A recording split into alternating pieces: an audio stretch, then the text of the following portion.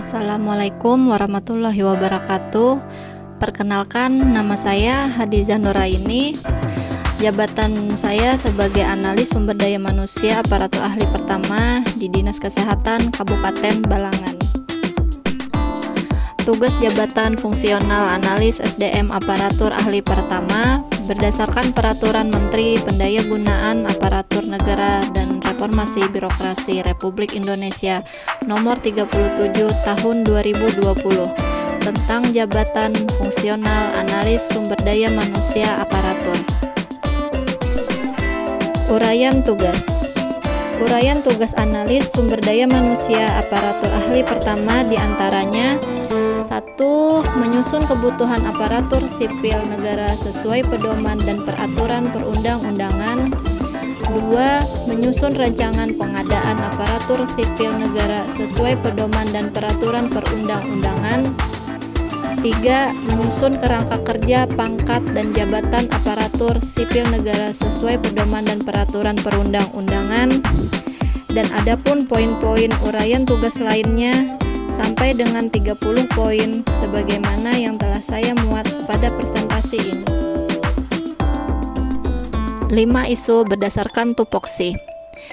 Pertama, kurang optimalnya penyusunan kebutuhan aparatur sipil negara dan sumber daya manusia kesehatan non-ASN sesuai pedoman dan peraturan perundang-undangan. Kedua, kurang optimalnya penyusunan rancangan pengadaan aparatur sipil negara dan sumber daya manusia kesehatan non-ASN sesuai pedoman dan peraturan perundang-undangan.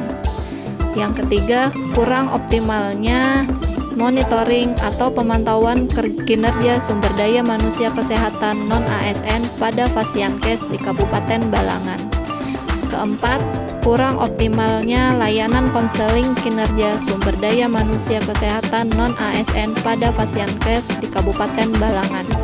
Dan yang kelima, kurang optimalnya pelaksanaan pengelolaan sistem kepegawaian sumber daya manusia kesehatan non-ASN pada Fasiankes di Kabupaten Balangan.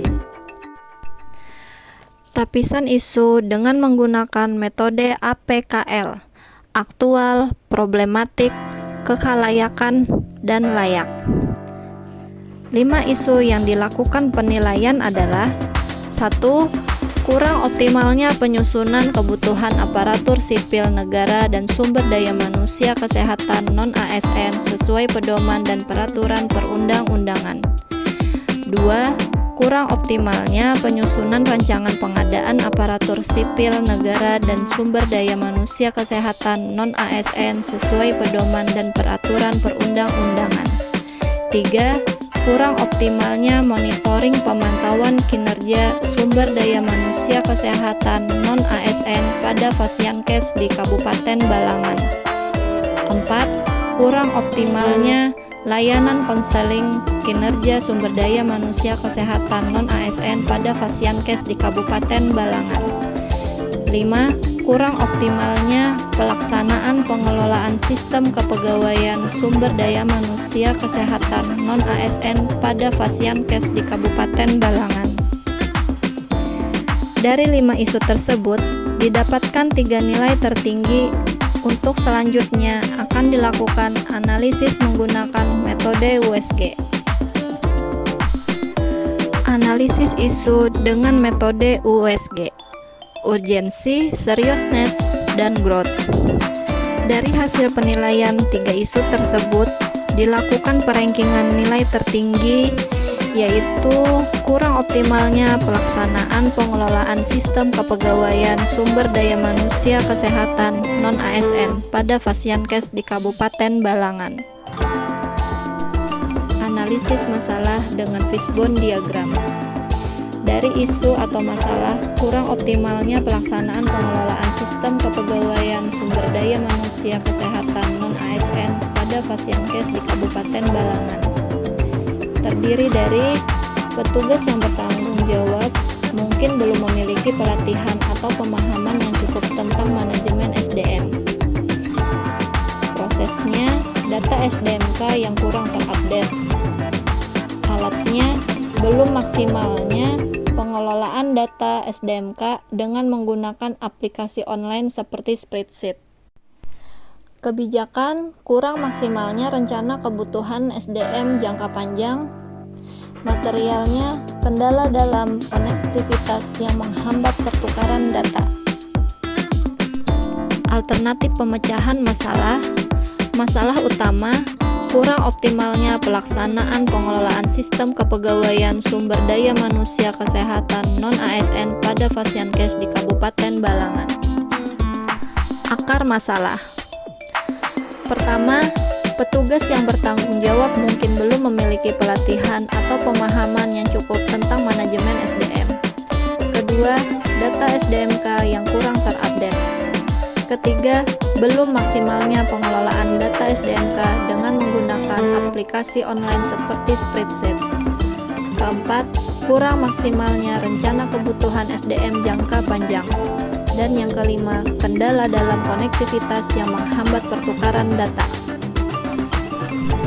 Alternatif pemecahan masalah.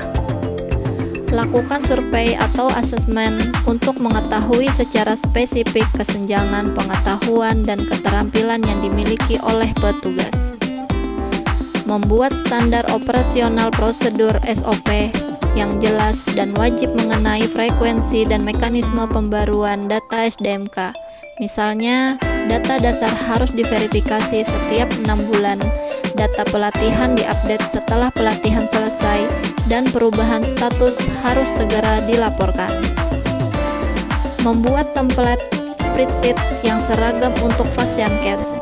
Tentukan kolom-kolom yang wajib diisi, misalnya NIK, nama, tanggal lahir, unit kerja, jenis kelamin, status kepegawaian, jabatan, riwayat pendidikan, pelatihan, tanggal mulai kerja, masa berlaku STR atau SIP. Selenggarakan pelatihan dan workshop intensif bagi petugas pengelola SDM di Fasiankes dan Dinas Kesehatan mengenai teori dan praktik perencanaan SDM, termasuk penggunaan metodologi dan template yang telah disiapkan.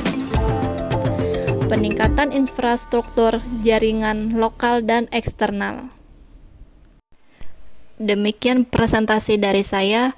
Wassalamualaikum warahmatullahi wabarakatuh.